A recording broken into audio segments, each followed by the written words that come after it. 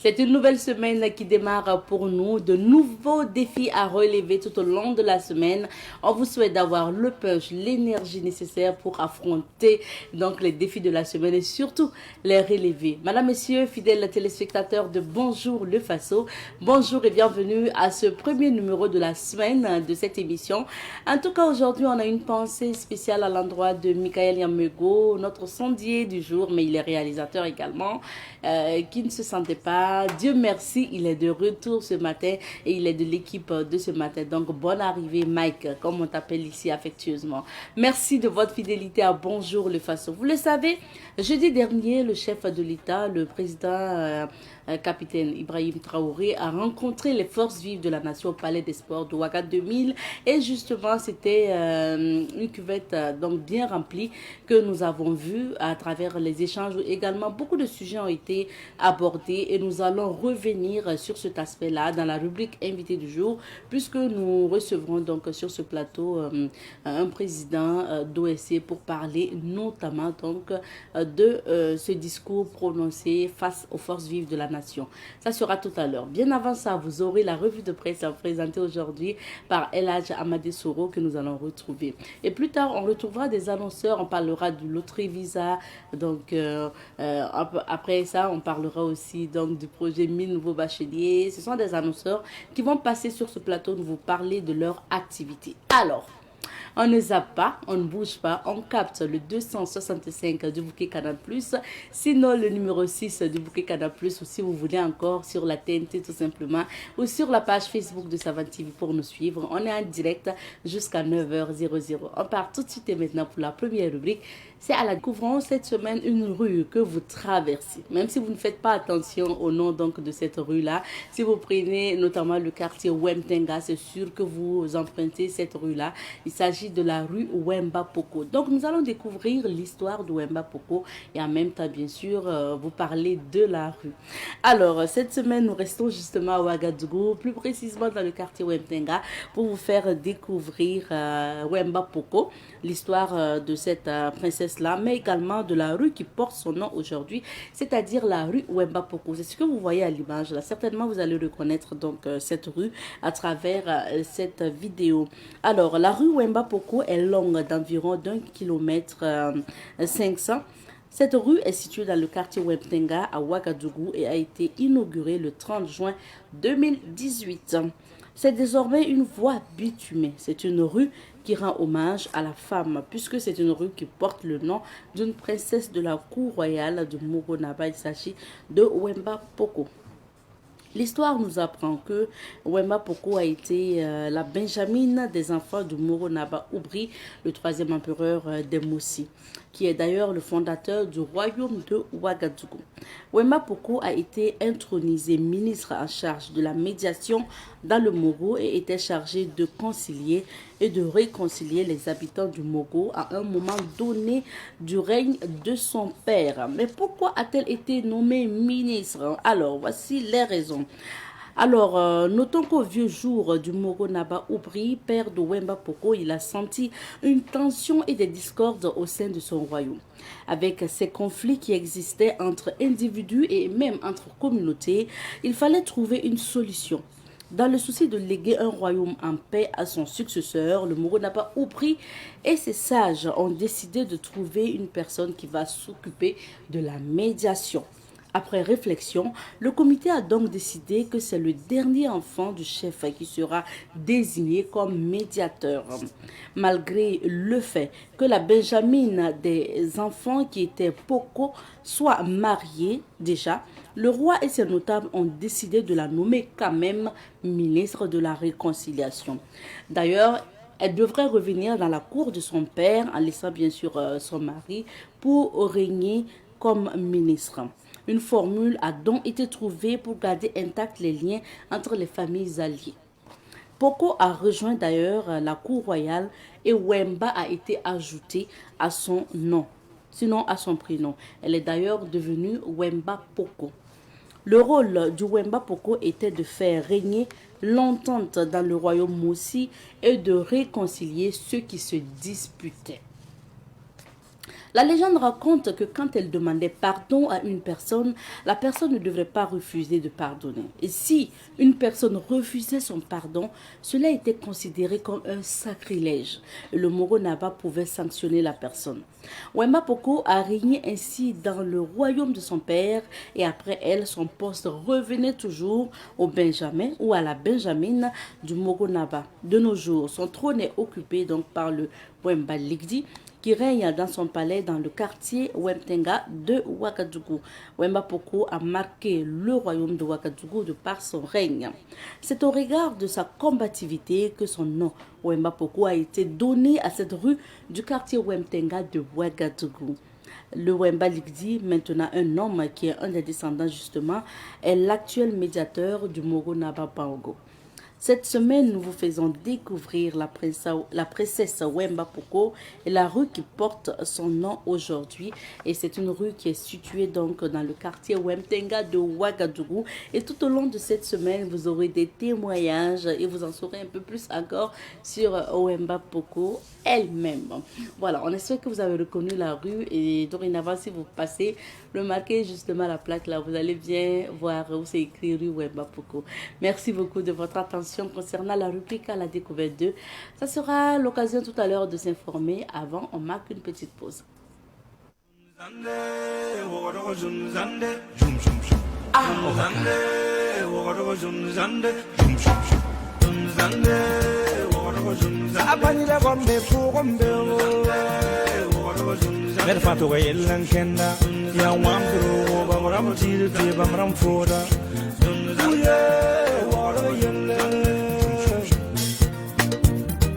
Ngam taaba kulum kalam la futa chaka son problème wala yella yella zum zande wala zum zande ohaka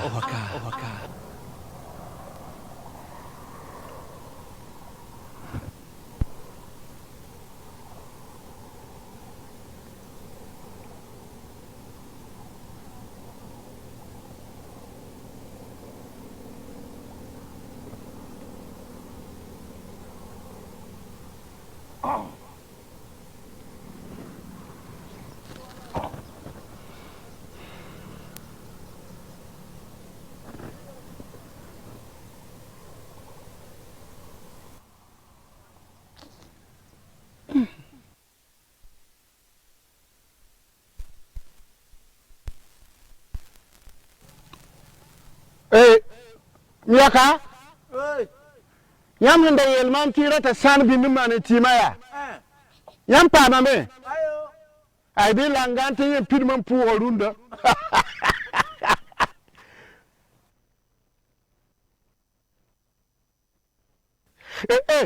Ni songo. Ndata wu kamla. Aye iba hati ton tararabu. Onda sing bori on argent la.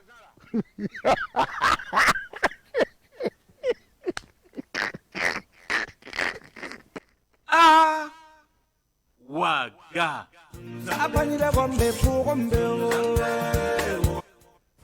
Nous sommes de retour sur ce plateau et pour la suite, on va fêter les journaux ensemble dans la revue de presse. La revue de presse d'aujourd'hui, nous sommes avec Elhadj Amadé Soro qui va partager l'actualité avec nous. Bonjour Elhadj. Bonjour Abdeta. Bienvenue sur ce plateau. Merci. Vous êtes très bien habillé. Merci. C'est vrai que les hommes en général ne reçoivent pas de compliments par rapport à leur accoutrement. Mais comme ça vient de ma maman, il n'y a pas de problème. C'est ça. Alors, on commence la revue à travers la lecture des titres de quel journal? Et on commence avec aujourd'hui au Faso. Okay. À la une d'aujourd'hui au Faso, présidentielle législative du 15 juillet au Rwanda, imperdable pour Kagame, 95 ou 100% à hauteur d'homme. Tentative d'assassinat de Trump à Philadelphie, vue d'Afrique dans la plus vieille démocratie au monde aussi. Coupe du Faso 2024, la reine des stades valide son 15e titre.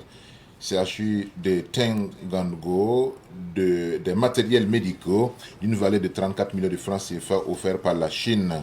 Présidence du CSM Adama Ouedraogo élu. Fête du 14 juillet au Burkina Faso, l'ombre des JO de Paris omniprésente. Cyclisme amateur, les femmes de Pau ont roulé pour les paris sportifs Lonabé. L'animateur allait enlever. Débit absent du 14 juillet à Paris. À la suite d'aujourd'hui au Faso, nous avons rendez-vous avec l'observateur Palga, à la une de l'Obs, Conseil supérieur de la magistrature, Adama Ouedraogo, nouveau président.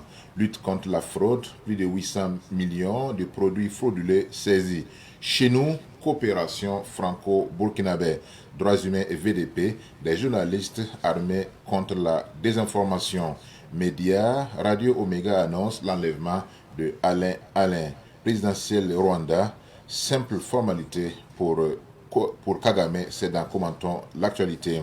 Élection à la FBF, le colonel-major Umaru Savadgo, au nom de qui vous savez, Donald Trump, un attentat qui tombe à pic. Et nous poursuivons avec le pays, à la une du journal Le Pays, reconquête du territoire national, 248 nouveaux aviateurs pour renforcer le combat. Leadership numérique, le prix Pierre Ouedraogo pour la promotion de l'excellence des acteurs. Premier semestre de 2024, des produits frauduleux d'une valeur de 847 405 000 francs CFA saisis. Conseil supérieur de la magistrature, les nouveaux membres prêtent serment. Adama Ouedraogo, élu président. Coupe du Faso 2024, l'EFO remporte son 15e sacre devant Raimo FC. Élection à la fédération de la foot de la FBF, le colonel-major Umaru Savadro appelle au consensus. Groupe Omega, le chroniqueur Alain enlevé. Confidence du week-end MDA, Prosper W. Bako suspendu. ActuFoot, Adama Nagalo, 3 clubs à la lutte pour les défenseurs burkinabés. Et nous terminons avec le bimensuel le Curieux d'Afrique. À la une donc du Curieux d'Afrique, culture, le plus difficile n'est pas de monter mais de rester longtemps, a déclaré Amzi, artiste musicien burkinabé. Âge 2024, et l'âge Ahmed Nabalma a fait son doigt de retour. Année scolaire 2023-2024, l'heure de la clôture a sonné à l'Institut Aurema. Musée de la femme de Zinaré, un haut lieu de l'initiation des filles à la coutume Mouaga. Merci bien, Elage, pour la lecture de ces différents titres. On revient sur quelques sujets d'actualité. On débute par l'actualité nationale. On s'intéresse à la sortie des nouveaux aviateurs. Absolument. Vous savez très bien que l'aviation dans le domaine militaire est un aspect important de la reconquête du territoire pour le Burkina Faso, mais aussi pour la plupart des armées. Et vous savez qu'il y a un jargon qui dit que c'est par les airs qu'on contrôle la terre. Ça veut dire que si vous êtes une armée et que vous n'avez pas assez d'aéronefs, d'avions, vous n'avez pas assez de compétences en matière d'aviation, votre lutte pour la reconquête de votre territoire ou pour la sauvegarde de votre souveraineté est tout à fait problématique. C'est la raison pour laquelle le président du Faso, Ibrahim Traoré, le capitaine Ibrahim Traoré, donc, a misé bien sûr sur la formation au niveau national des combattants en termes d'aviation. Et donc nous avons assisté à la sortie de la première promotion de 2023 qui a eu lieu, n'est-ce pas, à la base aérienne de Bobo Dioulasso. Donc c'est un fait important, comme je l'ai dit, dans cette lutte contre le terrorisme et dans notre quête, dans notre volonté d'assurer une surveillance accrue du territoire national, il faut que nous ayons, n'est-ce pas, des aéronefs performants, des moyens de surveillance, mais que nous ne puissions pas chaque fois dépendre de l'expertise externe. Et il ne faut pas que chaque fois ce soit des instructeurs étrangers qui viennent nous aider sur le terrain. Donc au début ça peut se comprendre, mais avec le temps il faut penser à la relève. Donc c'est dans cette perspective que effectivement les 248 nouveaux aviateurs ont été formés et se placent donc au niveau de Burkina Faso, et cela va porter un plus, n'est-ce pas, dans la lutte contre le terrorisme, dans la reconquête du territoire, mais aussi présenter l'armée burkinabé comme une armée qui met toutes les chances de son côté pour effectivement réussir cette mission de lutte contre le terrorisme et pour également émerger comme une armée vraiment qui a à son sein toutes les spécificités, toutes les spécialisations nécessaires.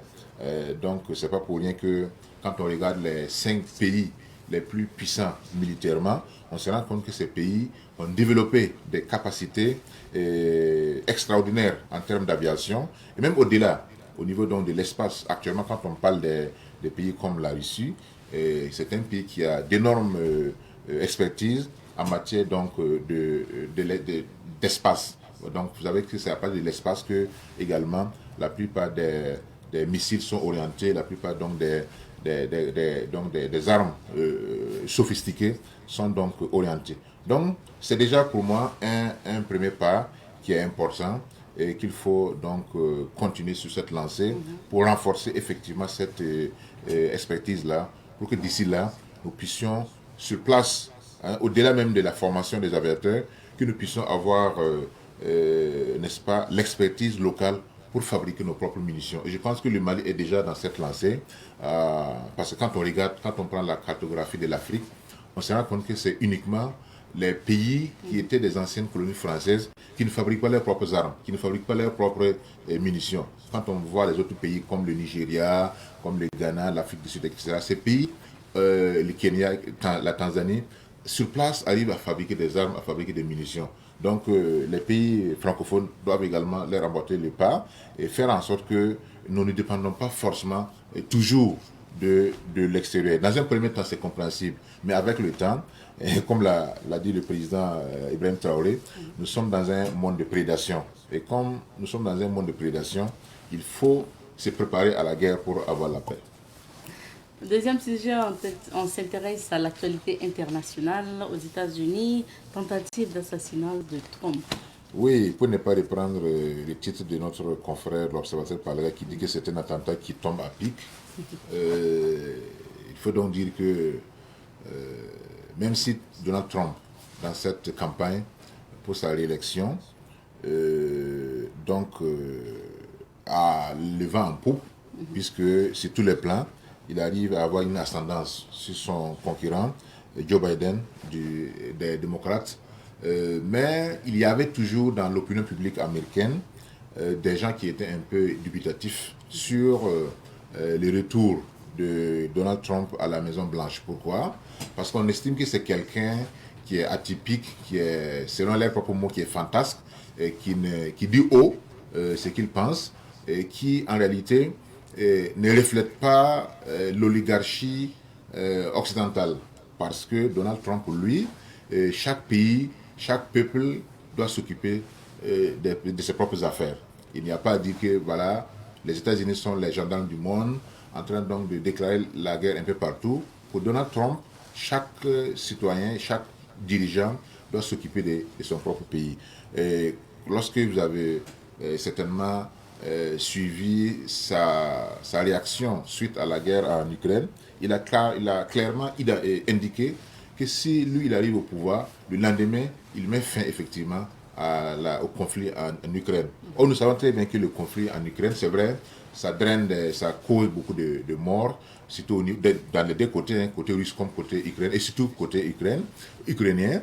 Et donc, il y a également toute une campagne internationale qui est orchestrée par rapport à cette question donc, de l'Ukraine. Il y a des enjeux, il y a des intérêts qui sont impliqués, et que lui, il pense que ce n'est pas tout à fait nécessaire pour les États-Unis, puisque à aucun moment, la Russie n'a menacé les États-Unis. Et pourquoi? Alors, ce pays s'intéresse tant au conflit en Ukraine. Donc, pour certains analystes, il s'agit, n'est-ce pas, d'une manière pour les États-Unis et dans une grande mesure les pays de l'OTAN pour en tout cas démanteler la Russie, pour prévenir une probable alliance entre la Russie et la Chine. Parce qu'en réalité, l'objectif ce n'est pas la Russie, c'est plutôt la Chine qui est considérée comme la deuxième, sinon la première puissance économique du monde, et qu'il fallait tout faire pour freiner effectivement l'ascendance de la Chine. Ce sont des analystes qui le disent. Donc cet attentat qui est arrivé va naturellement booster la campagne de Donald Trump, puisque pour les Américains, il sera maintenant considéré comme un héros qui a échappé à la mort. Et vous savez que la politique américaine est très religieuse, pour ainsi dire. Ça veut dire que la part de Dieu, la part de la religion est très importante dans la politique et dans le vécu quotidien des Américains. Pour les Américains, c'est quoi? Il s'agit, n'est-ce pas, d'une personne qui est investie d'une mission divine et que s'il effectivement il arrive à survivre à cet attentat-là, ça veut dire qu'il est sur la bonne voie et que les autres qui ne veulent pas que l'Amérique remplit cette mission messianique-là sont considérés comme l'axe du mal, comme ils aiment à le dire. Donc, c'est un plus pour le candidat Donald Trump, même s'il a des dossiers en justice.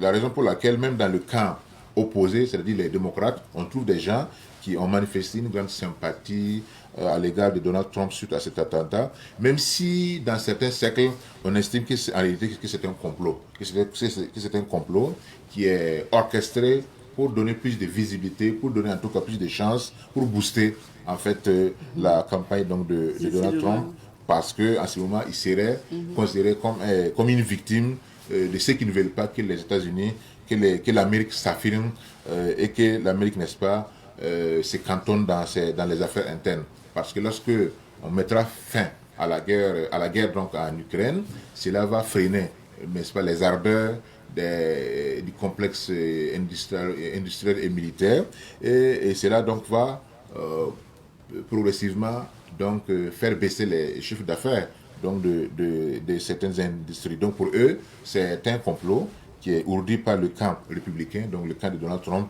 pour booster, n'est-ce pas, la campagne de leur champion et pour attirer une certaine sympathie vis-à-vis de leur candidat.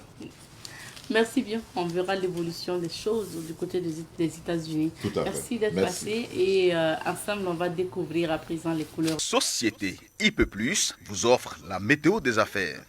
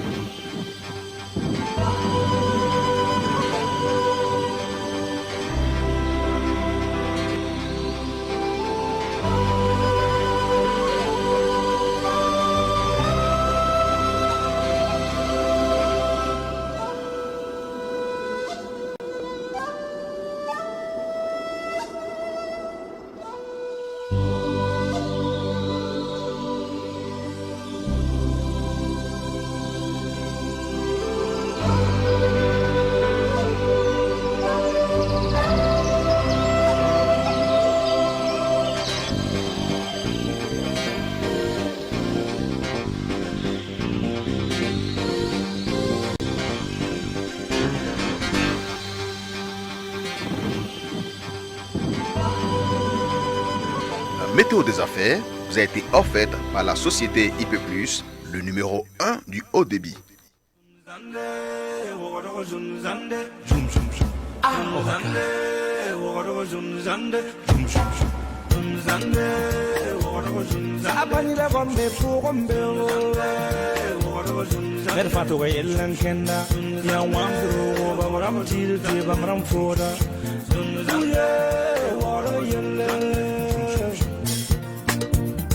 Ngam taaba kulum kalam la furta Chaka jam problem Water yella yella Zunzande Water zunzande Salam alaikum. Alaikum salam. Datum sikum kawan. Dawra. Yo. Yes. Okay.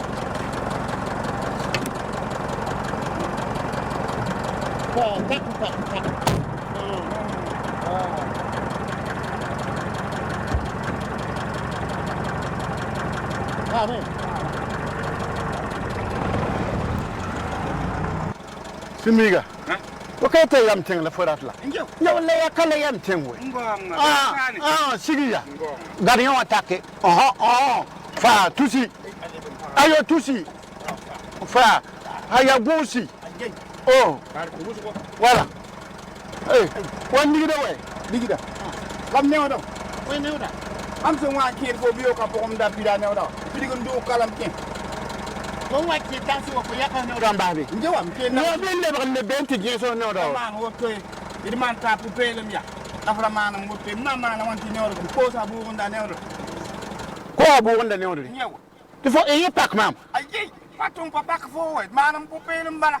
Ko mam Ko ni. di busa ya da uso. Ya yin la mam son ko sa pa ma yak nda. Ko mam ni da. Kom newo la. Ni Ko newo la sampani panan ko ligida. Na nya ba bu mun to nga. ni jala ko. Sungu mi nam nan bin do. Ore. Yela fo sampa wani nawdo. Nyo na temere. Fu pelem ka wala menga. Sa da wonni tasin gilim do to no balan jour ne bi nawda. Ay. Lam ta yam tengo. Waga.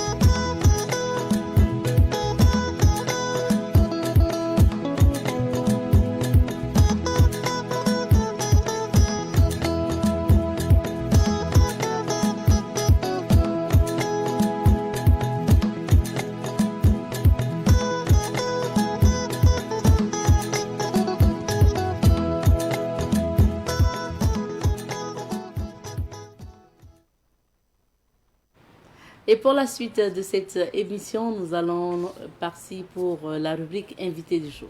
Aujourd'hui, nous recevons pour vous Monsieur Mohamed Soudré.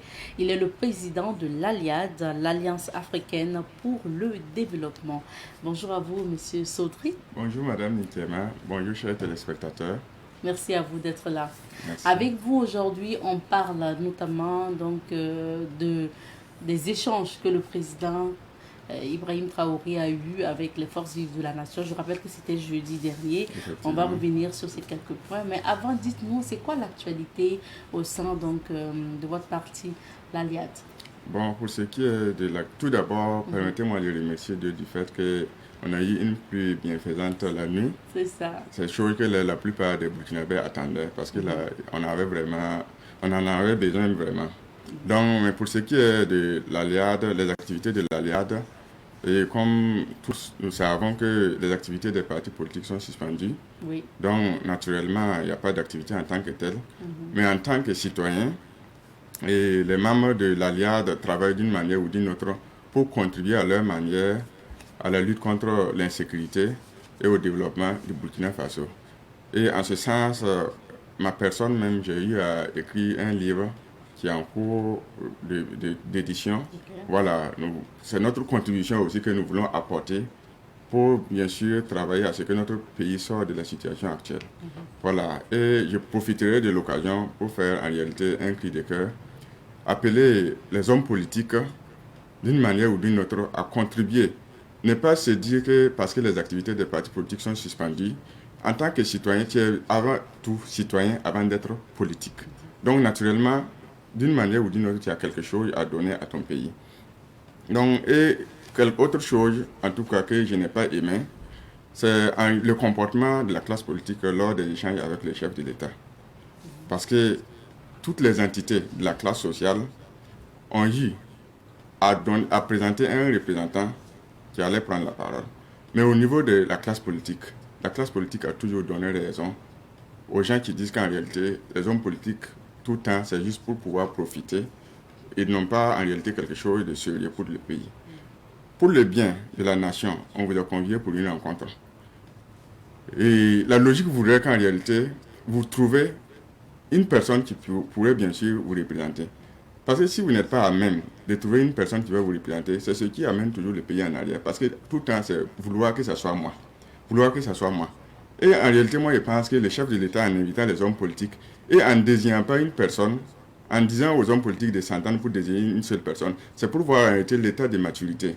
Si toutefois la classe politique a eu à changer de comportement, malheureusement on a prouvé le contraire, il n'y a pas eu de consensus pour pouvoir avoir un représentant, toute une classe qui espère diriger une nation et ils ne sont pas à même de trouver une personne qui va être un porte-parole. Ça a été une honte pour la classe politique. Et il faudrait qu'on revoie cette manière de faire. Merci. Alors, on parle maintenant des échanges que le président, le capitaine Ibrahim Traoré, a eu avec les forces vives de la nation. C'était d'ailleurs jeudi dernier au sein du Palais des Sports de Ouaga 2000. Comment vous avez trouvé les échanges? Est-ce que vous étiez dans la salle déjà? Effectivement, nous étions dans la salle. Et nous pouvons dire, en premier lieu, nous pouvons dire qu'en réalité, les échanges étaient vraiment fructueux. Okay. Et nous trouvons que c'était nécessaire. Nécessaire pourquoi? Parce qu'en réalité, tout dirigeant, c'est le peuple qui détermine les modalités de la parole et de la gestion. Donc le chef de l'État connaissant bien sûr son peuple, parce que le capitaine Thomas Sankara, en son temps, ça a été un défaut aussi à son niveau. Pourquoi? Parce qu'en réalité, lors de ses interviews, il a dit une fois que quoi qu'il se sent comme un cycliste qui voit des pentes, des précipices à gauche, à droite, mais il est obligé d'avancer. Ça veut dire incompris par le moment.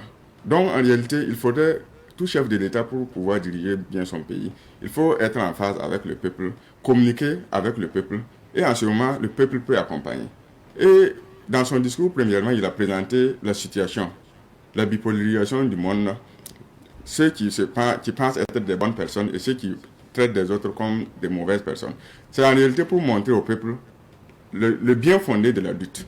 Parce que tant que le peuple n'est pas informé, le peuple n'est pas cultivé, c'est très difficile d'accompagner. Il y a des choses que le peuple ne va pas comprendre. Si vous prenez Mao Zedong en Chine, sa révolution a eu un succès. Pourquoi? Sa révolution a eu un succès parce qu'il était proche de la population. Donc, moi je pense qu'en ce sens, c'était une bonne chose. Et deuxièmement, pour ce qui est des différents axes qu'il a eu à évoquer, je pense qu'en tout cas, il a touché quand même tous les domaines qui sont sensibles. Et c'est une bonne chose. Et il y a 3 points essentiels qui m'ont vraiment touché. C'est ce qui concerne bien sûr la gestion de nos ressources naturelles à savoir l'or. Oui, il a parlé notamment des mines et il a dit que pour le moment, le Burkina ne profite pas assez donc des retombées des mines et qu'il y a des sociétés minières même d'ailleurs qui travaillent sur nos sols, qui profitent. Mais après, quand on veut toucher leur pays pour qu'ils puissent nous accompagner pour l'acquisition notamment des arbres, ces pays la refusent. Il a dit aussi que il va prioriser maintenant l'exploitation à la base, donc au Burkina Faso, exploité par les Burkinabés notamment pour que ça puisse profiter. Bon, c'est un peu de résumé. Voilà, c'est ce qui est nécessaire parce qu'en réalité, vous prenez toutes les grandes puissances. Les chefs d'État des grandes puissances, c'est toujours leur peuple qu'ils priorisent. Leur lutte qu'ils font contre nos États, c'est pas pour autre chose, c'est pour le bien de notre peuple et pour leur peuple. Donc, naturellement, nos chefs de l'État aussi, si toutefois ils s'engagent en ce sens, faire lutter pour la cause du peuple, je pense que c'est bien. Parce qu'eux aussi, ils ont des ressources naturelles. Mais pourquoi ils n'exploitent pas leurs ressources naturelles? Ils gardent leurs ressources naturelles pour la génération future. Et c'est chez nous maintenant, ils viennent pour exploiter. Mais pas de problème qu'on exploite. Mais il y a un hiatus entre l'exploitation et la rémunération. 40%, 30%, 50%, c'est un peu acceptable. Mais à 10% et autres. Et pourtant, l'or, ce n'est pas quelque chose qui est renouvelable. Quand on extrait l'or, il y a la pollution qui est là, il y a la dégradation de la nature qui est là. Et en plus de cela, vous ne pouvez plus recycler l'or. Et en ce moment, vous perdez parce qu'ils vont vous donner de l'argent. Mais l'argent, c'est quelque chose qui se fabrique. Donc, naturellement, et pour qu'on traite ça de façon nationale, je pense que ça va plus arranger les Burkinabés. Parce que les orpailleurs, bien vrai que c'est de façon artisanale, mais je peux dire que ce que les orpailleurs font rentrer pour, comment dire, la nation, en termes de développement et autres, ça dépasse ce que les mines contribuent. Voilà, donc je pense que c'est une bonne idée. Vous avez dit 3 points vous ont marqué, donc il y a le point en lien avec l'exploitation minière. Oui. Quel autre point? Voilà, deuxièmement, c'est ce qui concerne l'éducation. Parce que toutes les grandes nations que vous allez voir dans le monde, c'est l'éducation qui est la base de la nation. Donc, les réformes qui sont prévues pour ce qui concerne le secteur éducatif, je pense que c'est très important. Parce qu'actuellement, c'est le savoir qui est donné à l'école. Et pourtant, je pense qu'au-delà du savoir, il faut le savoir-faire, le faire savoir. Donc, à travers ces 3 éléments, vous allez voir qu'en réalité, le développement sera plus facile pour nous. Parce qu'on récite, on apprend, mais en réalité, après l'école, qu'est-ce que ce que nous avons appris nous apporte? Rien du tout. Mais je pense qu'à partir du CE2, CM1, on peut déjà orienter les gens, leur montrer en réalité, en fonction de leur domaine d'intérêt, qu'est-ce qu'ils vont faire comme activité. Et en plus de cela, introduire bien sûr notre propre histoire. L'histoire de l'Afrique, l'histoire du Burkina Faso. Combien de personnes sont capables de citer 20 rois au Burkina avec leur suite? Non, ça n'existe pas. Pour la jeunesse. Et pourtant, c'est des choses, parce que ce sont des repères qui vous permettent d'avancer. Et aussi, comment dire, le bien-être, le patriotisme, c'est des choses qui doivent être enseignées. Et ça aussi, tout ça, ça contribue à la lutte contre le terrorisme. Voilà. Pour ce qui est aussi du dernier point, c'est ce qui concerne bien sûr le domaine l'administration. Voilà. Ça veut dire la lutte contre voilà, la corruption. Voilà, la lutte contre la corruption. Parce que, bon, bien vrai, il y a des instances qui sont là, qui sont chargées de cette lutte. Mais il faudrait renforcer cela. Donc, mettre en réalité dans chaque service des responsables qui seront là, chargés d'observer. Je pense qu'à titre d'initiative aussi, ça peut contribuer à réduire significativement la corruption. En tout cas, ce qui a été annoncé par le président du Faso, il y aura ces comités-là au sein des services et de l'administration pour veiller à la lutte contre la corruption. Il n'y a pas que ces 3 points que le président a évoqués. Il a naturellement parlé de lutte contre l'insécurité parmi ces axes-là. Et puis, pour lui, la lutte va continuer, mais le Burkina va continuer à s'acquérir, à acquérir du moins de nouveaux matériels.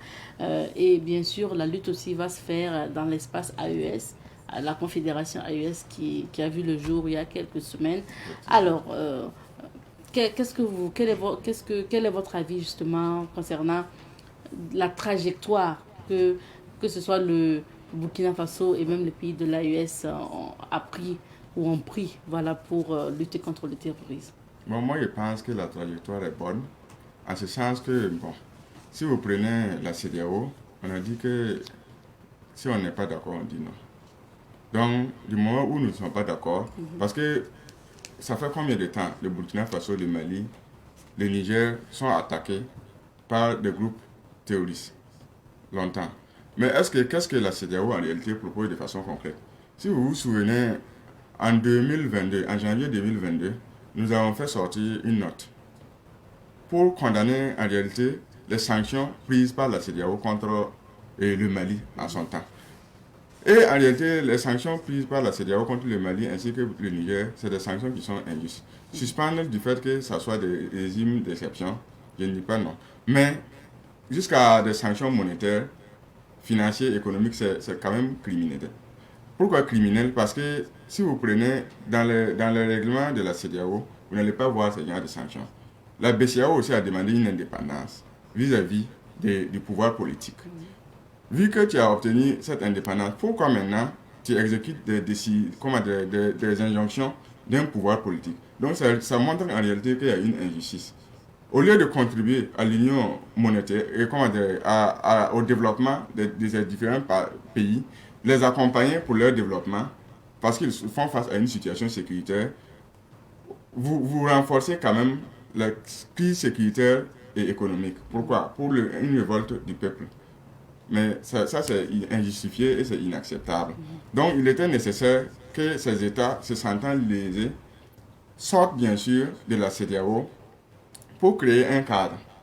Parce qu'en réalité, on n'a pas les mêmes problèmes. Les pays qui condamnent tout le temps, vous allez voir que ces pays-là n'ont pas un défi sécuritaire. Mais nous avons un défi sécuritaire. Donc il faut qu'on se retrouve ensemble pour travailler. Et il y a une chose que je vois concernant la monnaie. La monnaie, bon, le chef de l'État peut-être n'a pas évoqué ça parce que c'est une question hautement stratégique. Si vous prenez en Afrique, la plupart des chefs d'État qui ont eu à vouloir changer la monnaie ont fait face à une situation dramatique. Beaucoup ont été assassinés. Donc naturellement, mais c'est une question qui doit tôt ou tard être évoquée. Parce que si vous prenez l'UEMOA et la BCEAO, l'UEMOA, je vais dire que sans le Burkina Faso, le Mali et le Niger, on ne peut plus parler d'union économique et monétaire parce que vous voyez qu'après, à part le Burkina Faso, le Mali et le Niger, on va retrouver la Côte d'Ivoire et le Sénégal à côté, le Bénin et le Togo à côté. Donc en réalité, il n'y a plus d'union. Aussi, vous voyez que la CEDEAO projette la création d'une monnaie dénommée ECO. Et c'est naturel que notre confédération, la Confédération des États du Sahel, voit aussi et puis crée sa monnaie. Parce qu'en réalité, le franc CFA, c'est une monnaie qui est dépassée. Si vous prenez le franc CFA n'est pas reconnu par aucun pays. Or, la zone CEDEAO. Pourquoi j'ai dit la zone CEDEAO? Parce que si vous prenez l'Afrique centrale, ils consomment le franc CFA.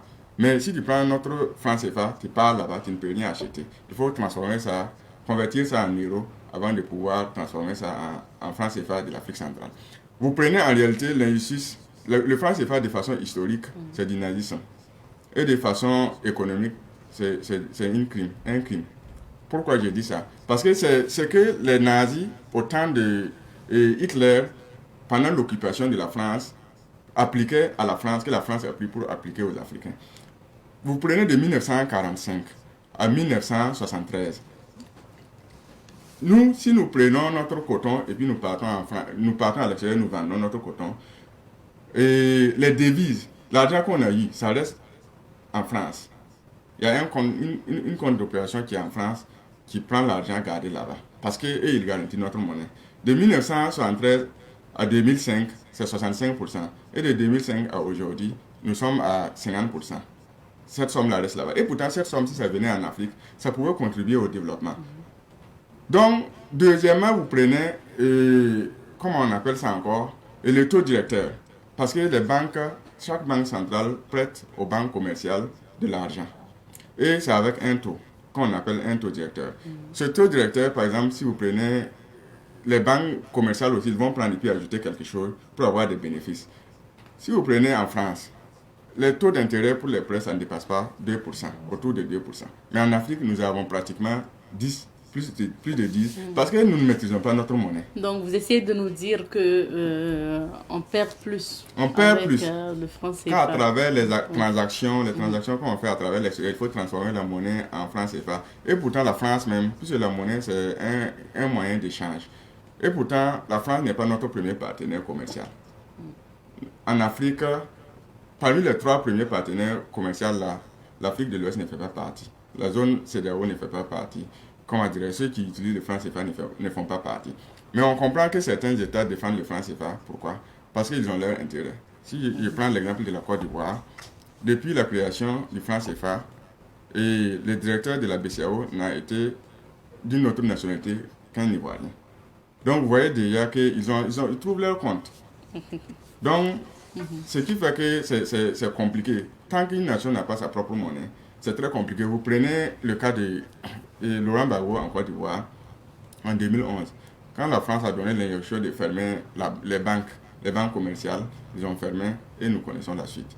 Donc, tant qu'un État n'a pas, comment dire, mais il y a certains intellectuels qui vont dire que pour créer la monnaie, il faut des critères de convergence, il faut ça. Moi, je dis que c'est faux. Faux pourquoi? Vous prenez en France le général de Gaulle, normalement la monnaie, les questions relevantes de la monnaie, c'est le peuple qui en décide. Mais en France, le général de Gaulle, il suffisait d'un décret seulement pour créer le franc CFA. Donc moi je pense que c'est une volonté politique. Pour ce qui est des garanties, notre réserve, la réserve, c'est quoi le rôle de la réserve? C'est pour les échanges internationaux. Inter-États, les États qui ne reconnaissent pas votre monnaie, vous pouvez prendre l'or pour échanger contre, comment dirais-je, des marchandises. Ça veut dire que pour vous, on peut trouver les réserves nécessaires. On va évoquer d'autres points parce que ces échanges avec les forces vives de la nation, on a vu que le président a abordé plusieurs points. Et vous avez parlé tantôt de la Côte d'Ivoire, donc on marque un arrêt sur ce que le président a dit concernant donc, nos voisins de la Côte d'Ivoire, concernant également le Bénin. Et il dit que ce sont des pays qui soutiennent, entre autres, soutiennent d'une manière en tout cas ceux-là qui veulent du mal au Burkina Faso, soit qui prêtent leur territoire comme des passerelles pour que notamment ceux qui nous attaquent puissent passer, soit ils soutiennent, soit ils laissent des gens loger donc, dans leur territoire. Alors, ça continue de faire parler, hein, on voit des réactions de part et d'autre de ces pays-là. Quel est votre avis? Bon, pour ma part, je dirais que bon, généralement, ça fait mal, mais naturellement, ce qui est vrai fait toujours mal. Et remarquons que même dans nos propres familles, la plupart de ceux qui disent la vérité sont détestés. Donc, moi, je pense que ça a été un discours franc. Pourquoi? Parce que nous avons chassé la France, l'armée française, nous avons chassé l'armée française de notre sol. Pourquoi? Parce qu'on sait ce qui se fait comme manigance contre notre lutte. Mais si toutefois nous avons des bases françaises dans ces différents pays, ça sera compliqué. Soit tu es avec moi, soit tu es contre moi. Pour notre lutte, on ne nous accompagne pas. Et en plus de cela, il y a des bases françaises là-bas. Et tant qu'il y a des bases françaises sur leur sol, naturellement, ils vont utiliser leur sol pour pouvoir manigancer des choses. Et c'est d'ailleurs le cas, la vision de l'autre Poutine, et quand l'Ukraine voulait adhérer à l'OTAN, c'est en sachant qu'en réalité, étant donné que l'Ukraine adhère à l'OTAN, ils seront très proches de leur pays et c'est un danger permanent. Donc voilà pourquoi ils ont eu à pris cette décision et la guerre s'en est suivie. Donc naturellement, tant que vous n'êtes pas dans le sens de notre lutte, vous êtes contre nous. Soit on est à gauche, soit on est à droite. Donc, naturellement, le chef de l'État a raison d'évoquer cela. Il dit avoir des preuves, d'ailleurs. Naturellement, une autorité de cette qualité-là, naturellement, il ne peut pas parler sans pour autant avoir des preuves. Donc, ça, c'est clair. C'est des preuves tangibles qu'ils ont. Mais ça, c'est en réalité pour donner quand même, des lits au peuple pour qu'ils sachent ce qui se trame.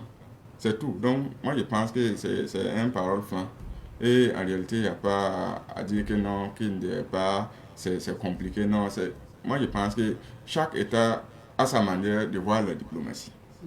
Chaque État a sa manière de voir la diplomatie. Vous allez prendre la diplomatie chinoise et la diplomatie du Corée du Nord, ça ne va pas être la même chose. Donc chaque État, c'est en fonction de ses intérêts et de sa vision qu'il opte pour la parole. On sait que pour actuellement, par exemple, avec la Côte d'Ivoire, les relations ne sont pas au beau fixe entre la Côte d'Ivoire et le Burkina Faso. Est-ce qu'après ces déclarations, les choses ne risquent pas de s'aggraver? Bon, s'aggraver, moi je ne sais pas en quel sens, parce qu'actuellement je pense que en quelle manière, je ne sais pas, sur quel plan ça va s'aggraver, sur le plan diplomatique ou quoi. Sur le plan diplomatique, sur le plan commercial, que ce soit le courant et autres qu'ils nous fournissent, moi je pense que c'est en contrepartie de quelque chose. Donc si c'est en contrepartie de quelque chose, je ne pense pas que s'ils le font, c'est à eux-mêmes ils le font. Je ne pense pas. Nous sommes des États frères. Voilà, malgré tout, c'est travailler vraiment à réduire quand même ces comportements. Parce qu'en parlant, au Burkina Faso, il y a un moment où le Burkina Faso avait ses positions aussi, sous le président Blaise Compaoré. Voilà, nous aussi, on était une balle derrière. Parce que nous ne pouvons pas être attaqués. Ce qui est injuste là, c'est le fait que nous-mêmes nous soyons attaqués. Et ils sont en paix. Et ils ne nous accompagnent pas dans la lutte d'une manière sincère. Et pourtant, après, pour nous, ça va finir. Mais qu'est-ce qui prouve que demain, ils ne seront pas confrontés à ce genre de problème? Donc c'est ça le problème. Parce que les terroristes là, ils ne connaissent pas que tu es burkinabé, tu es ivoirien. Non. Ils peuvent avoir un contrat, des ententes avec vous pour un temps donné. Mais dès que leurs intérêts sont menacés, ils seront obligés de vous attaquer. Parce qu'au Burkina aussi, on avait cette stabilité latente. Mais après le départ du président Compaoré, vous avez vu ce qu'on a vécu. Parlons maintenant du point en lien avec la justice. Le président a pointé notamment du doigt le travail des magistrats ou de la justice en général. Il les a invités à juger assez plus rapidement les dossiers pour ne pas, et surtout de veiller à une justice équitable. Il a dit que le pauvre puisse avoir les mêmes droits au jugement que le riche ou sinon celui qui connaît les gens. Certainement les magistrats se sont sentis pointé du doigt parce qu'il les a cités. Quel est votre avis aussi sur ce point?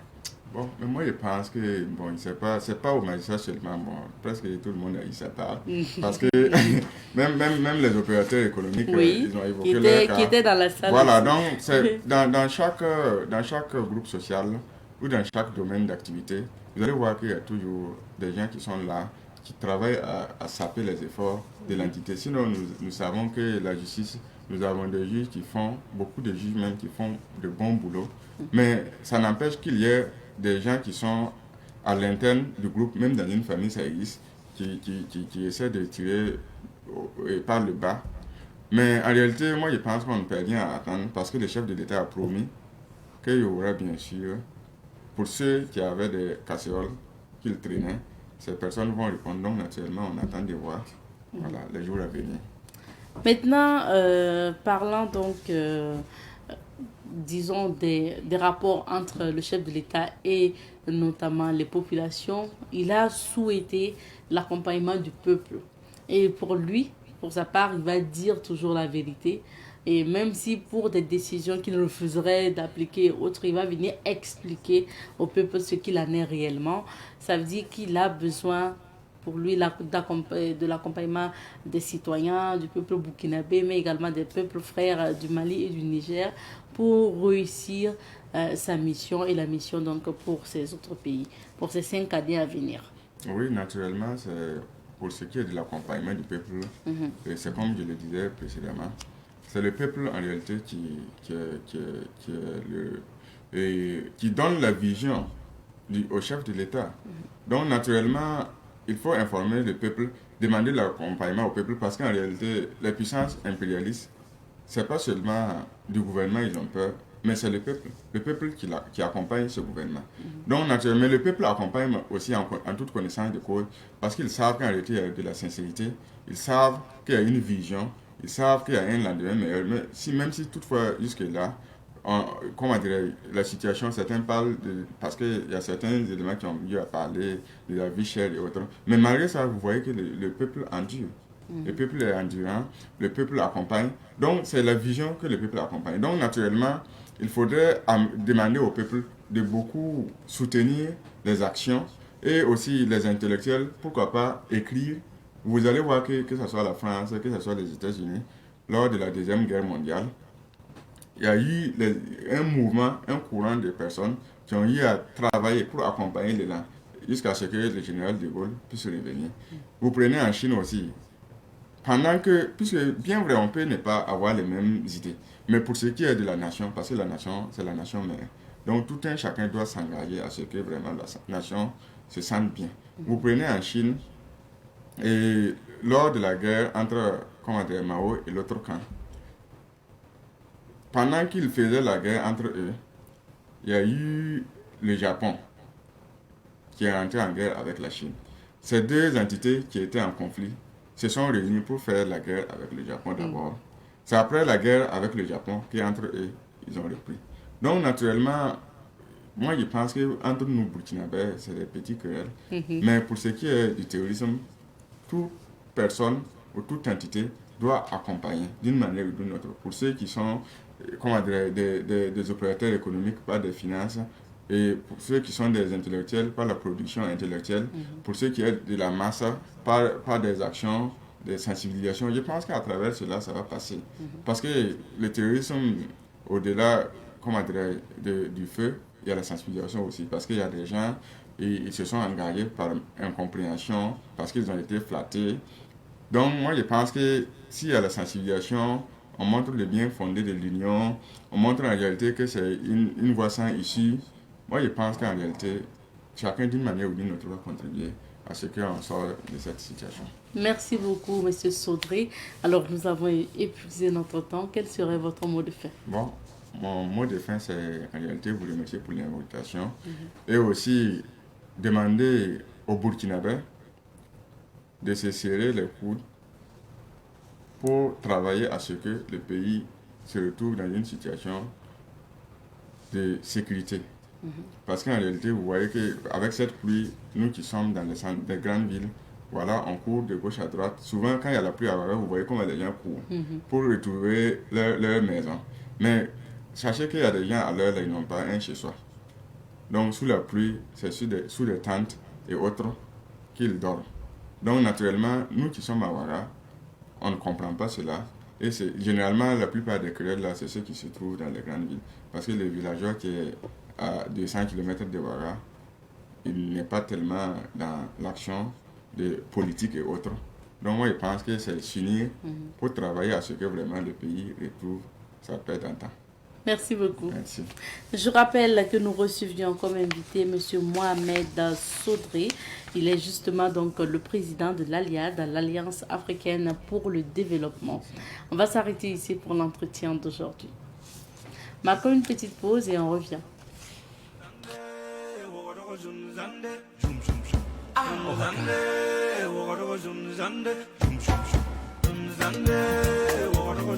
Abanyira gombe fugombe mer fato ga yellan kenda ya wamdro bamram tirte bamram foda woro yelle ngam taaba kulum kalam la futa chaka jom problème woro yelle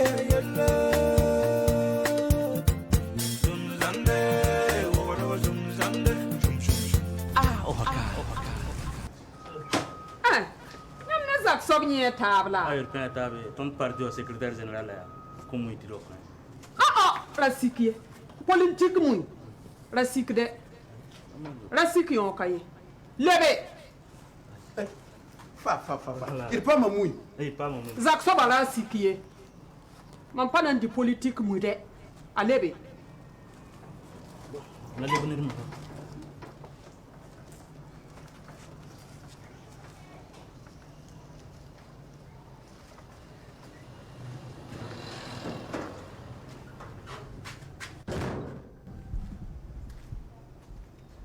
biba funemwe komna nkufu maka rahman wana tutun ka tuglu urukane ka sam ye zak so ba man pas nan di politique mu ye ka politique mu dilo mam tawoto de yo ya haram wa ari ya haram bukso zak so ba am pas nan di yoy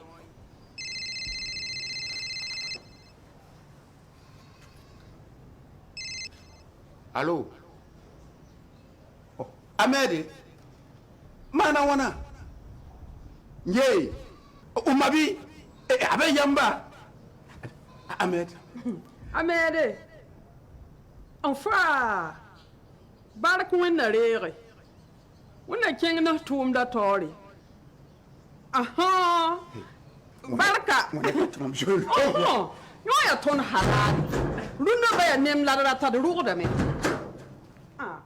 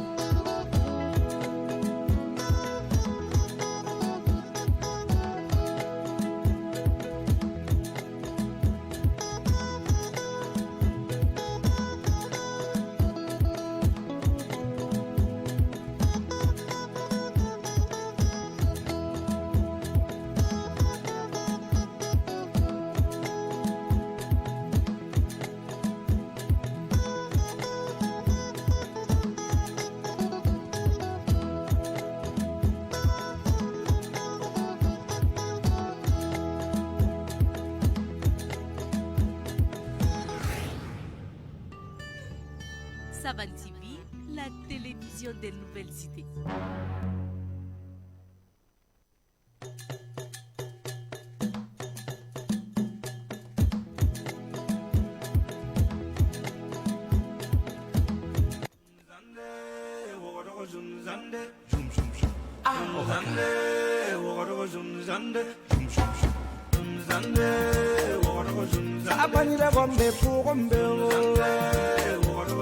Mer fatu ga yellan kenda ya wambro bamram tiru te bamram foda uye waro yelle ngam taaba kulum kalam la futa chaka son problème waro yelle yelle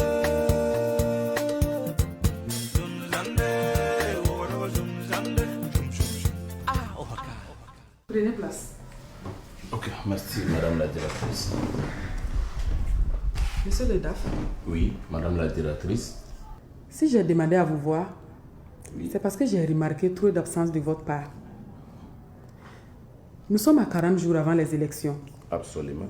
Mais vous passez plus de temps dans les activités de votre soi-disant parti que dans l'administration publique.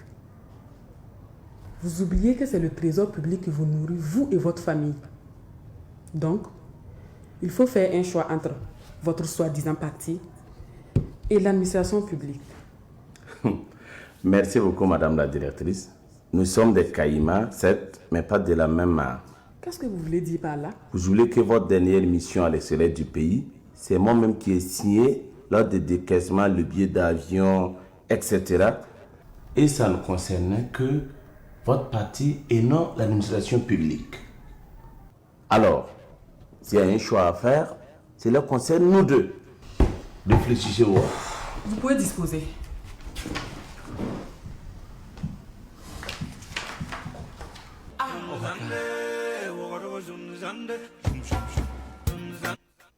Et pour la suite de cette émission, nous allons maintenant passer à la rubrique Bonnes affaires.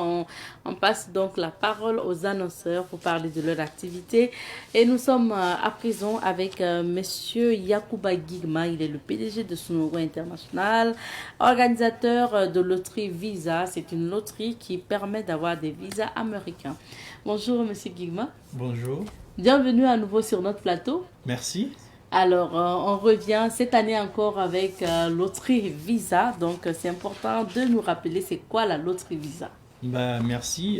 En tout cas, chaque année, j'essaie de communiquer là-dessus pour dire que cette opportunité-là existe. Oui. La loterie Visa, c'est un programme américain qui permet à des pays de faible taux d'immigration de pouvoir avoir des facilités pour immigrer aux États-Unis. Voilà, c'est un programme qui existe depuis 1995 et chaque année, 55 000 visas octroyés à ce programme-là pour permettre de diversifier la population immigrante aux États-Unis. Voilà. Alors, donc, par exemple, l'année passée, vous avez pu avoir combien de personnes? Déjà, peut-être des personnes inscrites et combien ont eu en fait le visa? Ok. L'année passée, on a eu, en tout cas ceux qui ont souscrit l'année passée, il y a eu 19 gagnants. 19 gagnants voilà. Au Burkina? Non, dans notre structure. Dans votre structure? Oui. Ok. Oui, parce que en fait, chacun peut souscrire tout seul à la maison et c'est compté sur le, comment on appelle ça, sur le nombre de gagnants burkinabés. Il y a des burkinabés qui sont à l'étranger, qui jouent, eux tous sont comptabilisés sur le compte du Burkina. Nous, ce que nous connaissons, c'est ceux qui ont souscrit chez nous l'année passée. Quand on souscrit à une année donnée, c'est l'année qui suit en mai. Par exemple, c'est en mai 2024 qu'on a pu avoir accès aux résultats pour ceux qui ont joué l'année passée. Et on a eu 19 gagnants. On a vu d'ailleurs, on voit d'ailleurs à l'antenne, résultat loterie Visa 2024 joué en 2023. Et c'est bien affiché jusqu'à 19 gagnants, Voilà. D'accord, ça c'est de votre structure. Et vous nous dites tout à l'heure, enfin très souvent que vous-même vous jouez, mais vous n'avez pas encore gagné. Oui.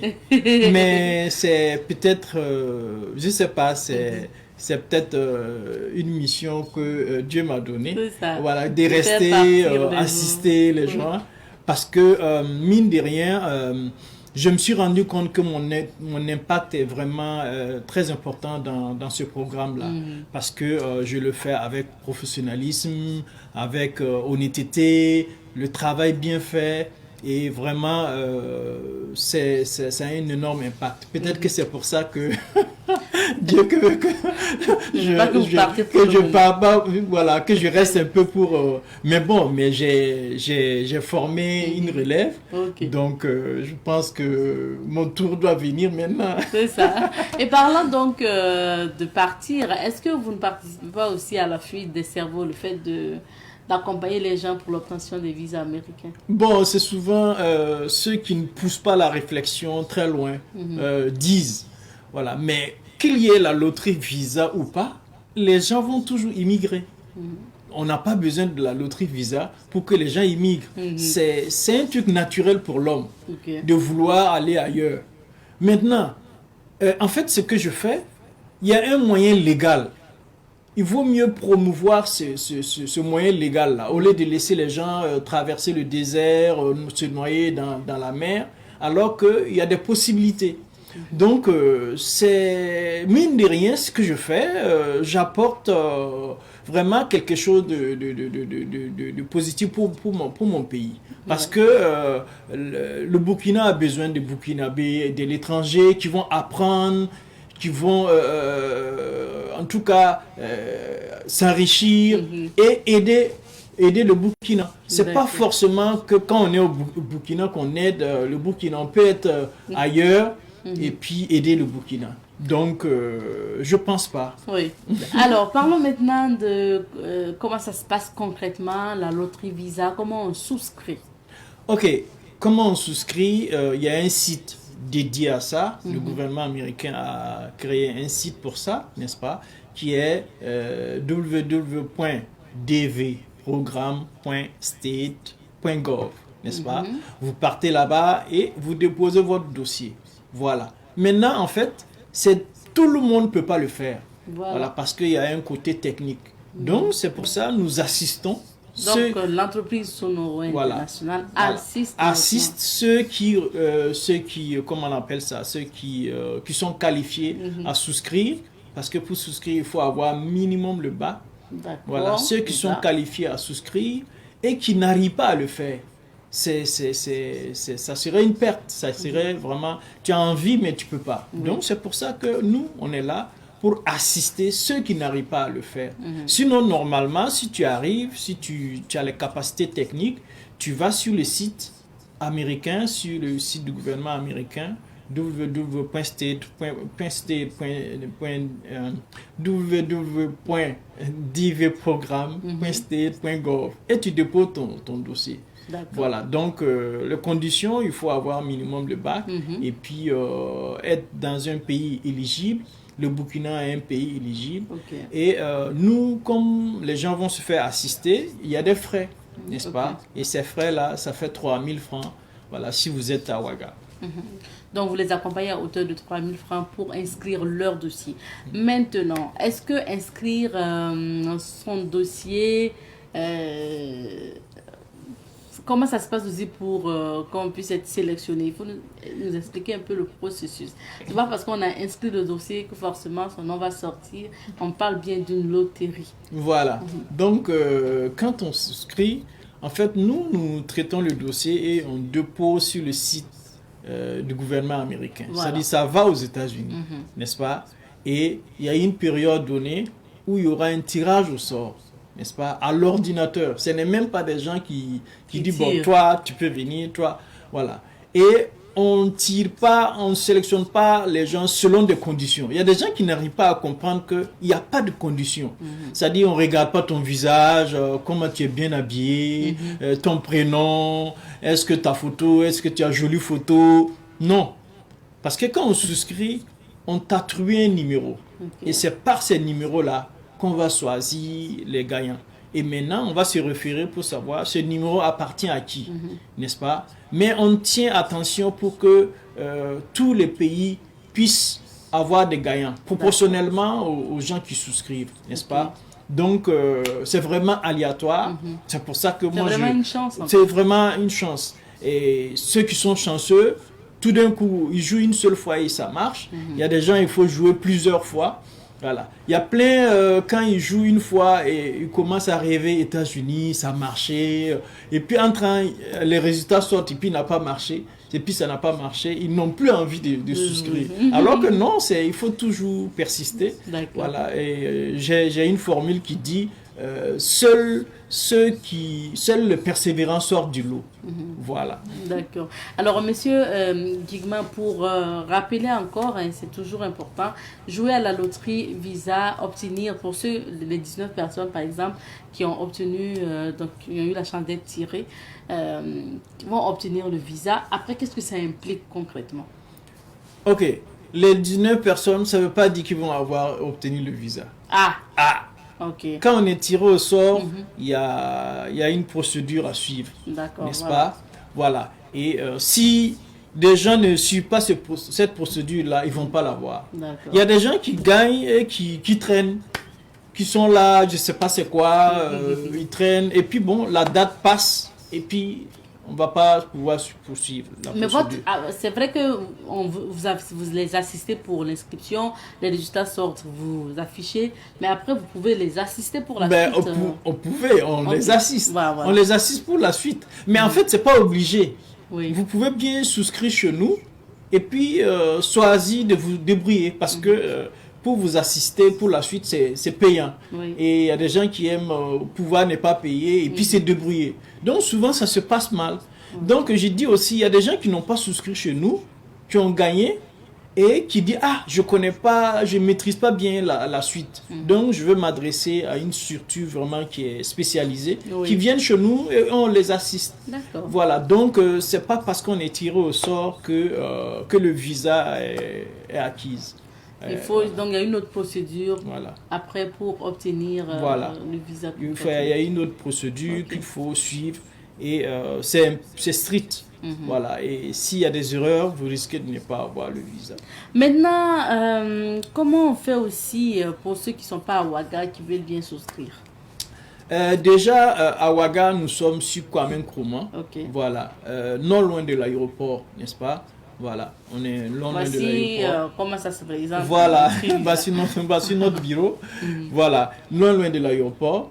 Maintenant, donc, si vous êtes à Ouaga, vous venez directement avec une copie de votre bac et puis les frais de souscription. 3 000 francs. Mais si vous avez une famille, soit vous êtes marié, vous avez des enfants, soit vous n'êtes pas marié, mais vous avez des enfants, vous devez venir avec votre famille. N'est-ce pas? Et ça fait 3 000 francs pour le candidat principal et 1 000 francs pour les autres membres de la famille. Maintenant, si vous n'êtes pas à Ouaga, c'est pas la peine de prendre le cas pour venir pour souscrire à la loterie Visa. Nous, on peut vous assister à distance, n'est-ce pas? Voilà. Et avant, on utilisait WhatsApp, mais WhatsApp est très restrictif, n'est-ce pas? Le simple fait de recevoir beaucoup de messages, de répondre à beaucoup de messages, bon, il peut bloquer ton numéro. Donc, du coup, nous avons décidé d'immigrer, de basculer notre communication sur Telegram. Donc, ceux qui veulent nous contacter, qui sont loin, qui sont hors de Ouaga, s'ils veulent se faire assister à distance, ils peuvent passer par Telegram sur notre numéro 66 14 60 60. Voilà. Il y a deux contacts d'ailleurs affichés au niveau de l'écran. Pas sur WhatsApp, parce que nos WhatsApp ont été bloqués par moment, parce que soit vous appelez, soit vous les contactez sur Telegram. Voilà, c'est ça.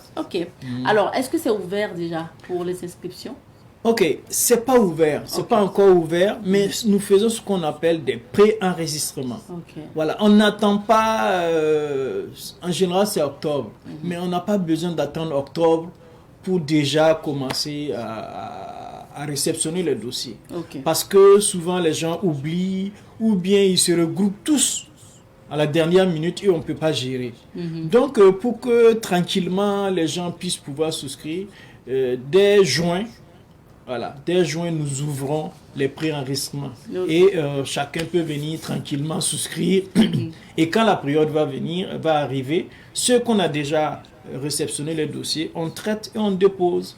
Voilà. Merci bien, monsieur, que le temps est terminé. Attention aussi, il y a des arnaqueurs qui sont donc qui s'approprient souvent donc cette histoire de loterie Visa là. Donc faites attention. Allez à l'information. On affiche une dernière fois les contacts donc de Sonogo International pour ceux qui voudraient bien entrer en contact avec justement l'entreprise. 70 14 60 60 ou le 66 14 60 60. Merci beaucoup, monsieur Guigma. Merci, on aura madame. d'autres occasions. On marque une petite pause et juste après on retrouve d'autres invités.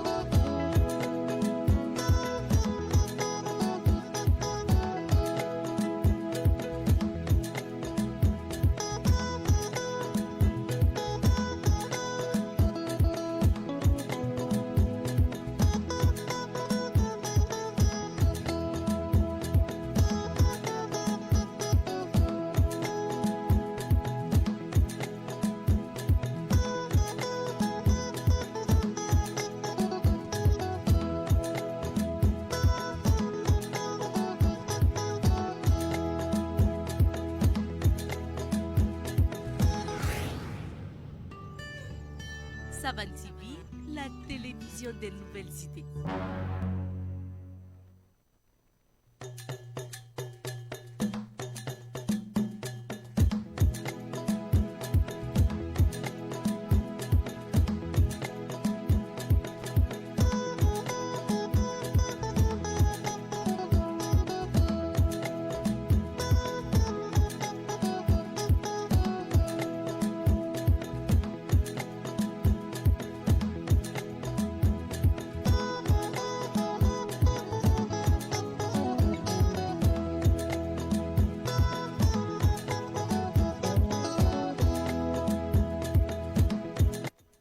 Et pour la suite de cette émission, nous parlons du projet 1000 nouveaux bacheliers. On en parle maintenant, depuis pratiquement un mois, on en parle. Et c'est vraiment la dernière ligne droite de ce panel-là qui va regrouper des bacheliers. Et nous recevons sur ce plateau le promoteur de cet événement pour en parler. M. Charles-Maï Bilgo est le président de l'association Les Merveilles du Faso. Bonjour Bilgo. Bonjour. Bonne arrivée. Merci bien. Nous sommes également avec Dr Dieudonné Tibiri. Bonjour docteur. Bonjour. Je rappelle que vous êtes ancien chercheur à l'université Joseph Kizerbo. Merci à vous d'être là. Alors, c'est vraiment la dernière ligne droite pour cet événement, le projet 1000 nouveaux bacheliers. Effectivement, la dernière ligne droite, tu dis... Pour Ouagadougou, hein. Oui, pour Ouagadougou, voilà. bien sûr. Peut-être une contrainte même, parce que c'est juste après-demain. D'accord. Et on est prêt. Vous êtes prêts? On est prêt. Oui. Alors, qu'est-ce qui attend les participants? Parce que je suppose qu'à ce jour, vous avez donné déjà pas mal de cartes d'invitation. Oui. On a donné les cartes d'invitation. Plus de 800 ont été envoyées pour toutes les personnes qui ont demandé. Les consignes de sécurité ont déjà été également envoyées à ces différents participants-là. On a envoyé le chronogramme d'activité. On a envoyé également les dispositions à prendre pour pouvoir apprendre, noter également, amener un calepin. Il y en a qui posaient des questions sur l'accès des parents ou encore de leurs tuteurs qui vont les accompagner. On a également donné les différentes dispositions à prendre pour ça. Et tout est prêt au niveau de la salle, tout est confirmé. Demain, nous serons du côté du SINASA pour faire les dernières installations pour les invités, pour les participants. Tout est absolument prêt. C'est absolument prêt. Docteur, mais en termes maintenant de chronogramme, Bilgo a parlé de chronogramme. Dites-nous, qu'est-ce que vous avez retenu comme programme pour mercredi? Ok, donc pour mercredi, on a, première des choses, l'identification de la personnalité. La seconde chose, c'est le choix de filière en fonction de sa personnalité. Le troisième point, ce sont les différents types d'universités. Le quatrième, le système LMD. Et puis le cinquième, en fait, comment réussir son parcours universitaire en pouvant aussi concilier entrepreneuriat et autres pour faciliter la tâche. Voilà. Et il y a une surprise qui est là. Il y a des surprise. Ah oui, il aura des prix. Il aura des prix qu'on va attribuer aux différents bacheliers. Il aura des petites compétitions, eux, comme ça, qui feront. Et ils en ressortiront avec des lots afin de terminer en beauté. Ça, c'est super bien. Alors, parlons de speech. Je sais qu'on aura docteur sur le président. On aura Bilgo, certainement. Est-ce qu'il y a d'autres personnes qui s'ajouteront? Non, rien que nous deux. Okay. Voilà, deux volets. Moi, j'ai une partie à gérer, lui, j'ai l'autre partie. Et puis, bon, les autres interventions seront peut-être les quelques prestations de ceux qui vont venir pour aider, pour égayer. Et puis, voilà, quelques slammers. Et puis, la compétition dont je parlais. D'accord. Voilà, on laisse sans surprise, on ne va pas le dire. Dès demain, ils pourront, après-demain, ils pourront constater. Alors, on ne peut parler de ce projet sans parler de ce guide-là, docteur, que vous allez nous présenter encore. Oui, le guide, c'est l'innovation cette année. Cette année, nous soumettons à la disposition des bacheliers ce guide d'entretien afin de leur faciliter la tâche.